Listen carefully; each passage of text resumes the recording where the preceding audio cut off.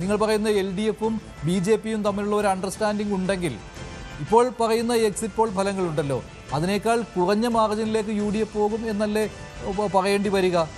വിലയിരുത്തൽ വരുമ്പോൾ അങ്ങനെയല്ലേ? നിങ്ങളുടെ ആ ഒരു ആശങ്ക അങ്ങനെയാണെങ്കിൽ പ്രകടനം മോശമാവുകയല്ലേ ചെയ്യുകയുള്ളൂ? ഷാക്കിറില്ലേ? ഷാക്കിറിന് കേൾക്കാമോ? ഇല്ല, അദ്ദേഹമില്ല. ഷാക്കിറുണ്ട് അല്ലേ? കട്ടായിപ്പോയി. ശ്രീ ജേക്കബ് ജോർജ്, അങ്ങനെയല്ലേ? ഇപ്പോൾ ഷാക്കിർ നേരത്തെ പറഞ്ഞപ്പോൾ ഞാനത് കേൾക്കുകയായിരുന്നു, നേരത്തെ അദ്ദേഹം പറഞ്ഞത്. അപ്പോൾ ചോദിക്കാൻ പറ്റിയില്ല. ഈ അടിയൊഴുക്കുകൾ ഉണ്ട് എന്ന് അവർ തന്നെ സംശയിക്കുകയാണ്, അവിടെ ഒരു ഡീലുണ്ട് എന്ന്. അങ്ങനെ വരികയാണെങ്കിൽ എക്സിറ്റ് പോൾ ഫലങ്ങൾ പോലെ ആയിരിക്കുകയില്ലല്ലോ. UDF-ന്റെ പ്രകടനം അതിനേക്കാൾ മോശമാവുകയല്ലേ ചെയ്യുകയുള്ളൂ?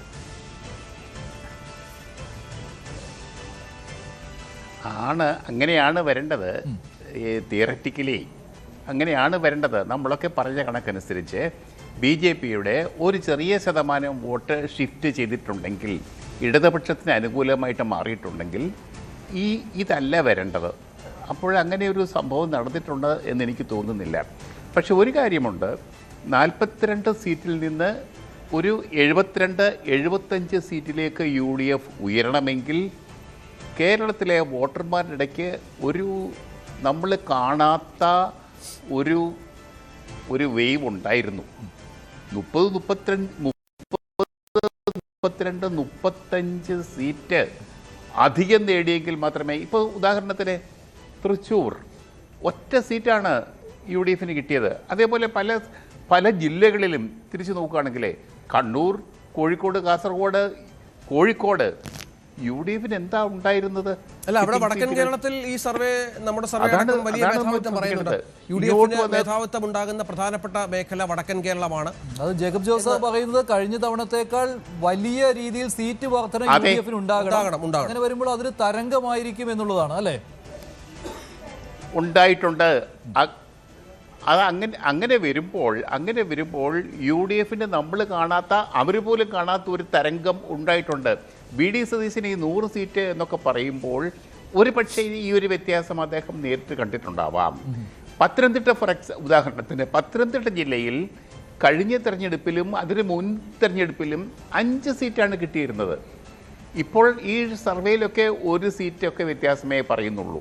1 സീറ്റ് UDF-ന് കിട്ടാം, പരമാവധി 2 സീറ്റ് കിട്ടാം. 2 സീറ്റ് കിട്ടുമ്പോൾ തന്നെ അത് ഇടതുപക്ഷ മുന്നണിക്ക് വലിയ അടിയാണ്. 5 സീറ്റ് 5-5 കിട്ടിയിരുന്നിടത്ത് UDF 2 സീറ്റ് നേടുകയാണെങ്കിൽ അത് ഇടതുപക്ഷ മുന്നണിക്ക് വലിയ ആഘാതമാണ്.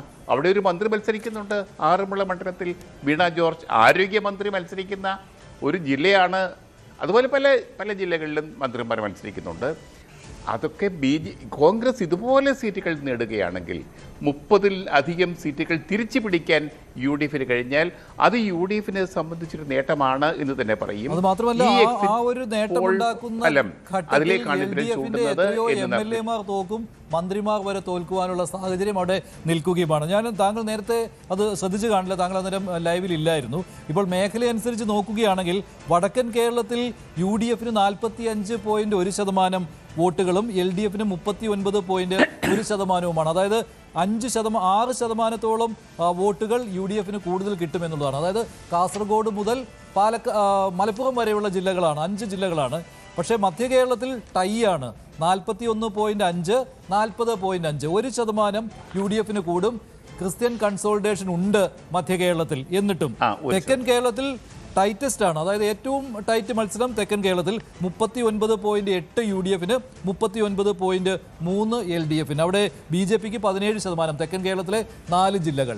അപ്പോൾ ഇത് താങ്കൾ ശരിവെക്കുന്നുണ്ടോ? ഇതാണ് വോട്ട് വൈബിന്റെ എക്സിറ്റ് പോളിൽ പറയുന്നത്, ഈ ശതമാനക്കണക്ക്.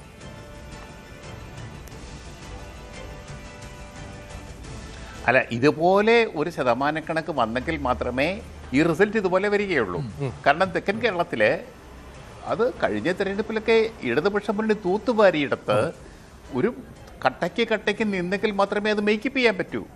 കഴിഞ്ഞ തവണത്തെ പോലെ താഴോട്ട് പോകാൻ നടക്കത്തില്ല. അതുകൊണ്ട് ഇത് രണ്ടും യോജിച്ച് പോകുന്നുണ്ട് എന്നാണ്. ഈ പെർസെൻറ്റേജിലുള്ള വളർച്ച ഇടതുപക്ഷ ജനാധിപത്യ മുന്നണിയുടെ ഒരു തുല്യനിലയിലേക്ക് താണു പോവുകയാണ്. ഇടതുപക്ഷ മുന്നണി തുല്യതയിലേക്ക് താണുപോകും, യു ഡി എഫിലേക്ക് താണിറങ്ങുമ്പോൾ യു ഡി എഫിൻ്റെ ഒരു കയറ്റമാണ് ഉണ്ടാകുന്നത്. ഈ ഫിഗേഴ്സ് നോക്കുകയാണെങ്കിൽ അത് യു ഡി എഫിന് അനുകൂലമാണ്. കാരണം 5 സീറ്റ് എന്നുള്ളത് 10 സീറ്റായിട്ട് മാറണമെങ്കിൽ അതിനകത്തൊരു മാറ്റമുണ്ട്. ജനങ്ങളുടെ ഒരു വോട്ടിംഗ് ഷിഫ്റ്റുണ്ട്. ആ ഷിഫ്റ്റ് ഫലപ്രദമായിട്ട് വ്യാപകമാവുകയാണെങ്കിൽ യു ഡി എഫ് ജയിക്കുക തന്നെ ചെയ്യും, സംശയമൊന്നുമില്ല.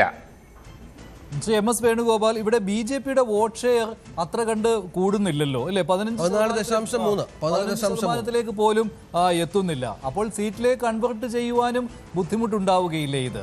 ഇപ്പോൾ വോട്ട് വൈബ് പറയുന്നത് 4 വരെയാണ്, 0 മുതൽ 4 വരെയാണ്. 0 അല്ലെങ്കിൽ 4 മറ്റ് ചില എക്സിറ്റ് പോളുകൾ ഇപ്പോൾ ചാണക്യയുടേതൊക്കെ 7 വരെയൊക്കെ പറയുന്നു, 3 മുതൽ 7 വരെ. അതെ. അപ്പൊ പക്ഷേ ഈ 14.1% കൊണ്ട് അത് സാധ്യമാകുമോ?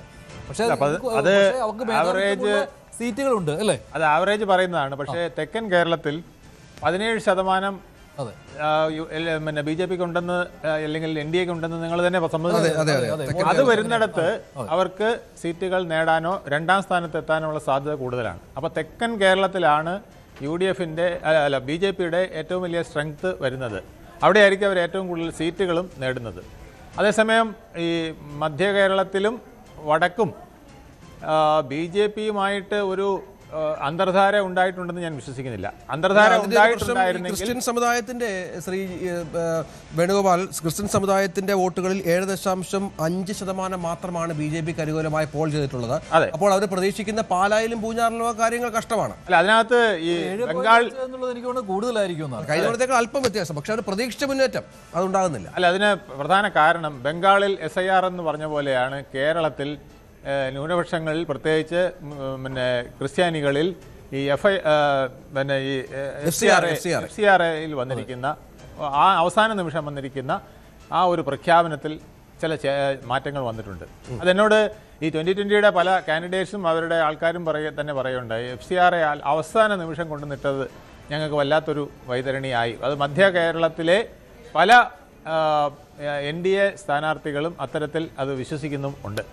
അത് വല്ലാതെ പ്രതിസന്ധിയിലാക്കി, സംശയമില്ല. ഷോണിനെയും ഒരു കാര്യം പ്രധാനമായിട്ടും മനസ്സിലാക്കേണ്ടത്, ഒരു അന്തർധാര ഉണ്ടായിരുന്നു എങ്കിൽ തീർച്ചയായിട്ടും ഒരു 15 സീറ്റിൽ പിന്നെ കൂടുതൽ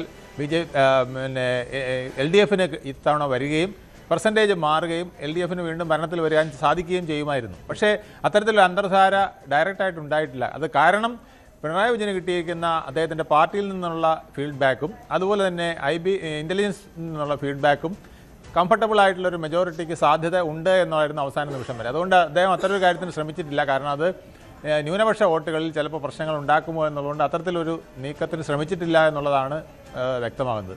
എന്നാൽ ഒരു കാര്യം വ്യക്തമാണ്, ഈ വടക്ക് മധ്യ കേരളത്തിൽ ഈ BJPക്ക് പിന്നെ കൂടുതൽ വാർത്തകൾക്ക് News 18 Keralam YouTube channel subscribe ചെയ്യുക.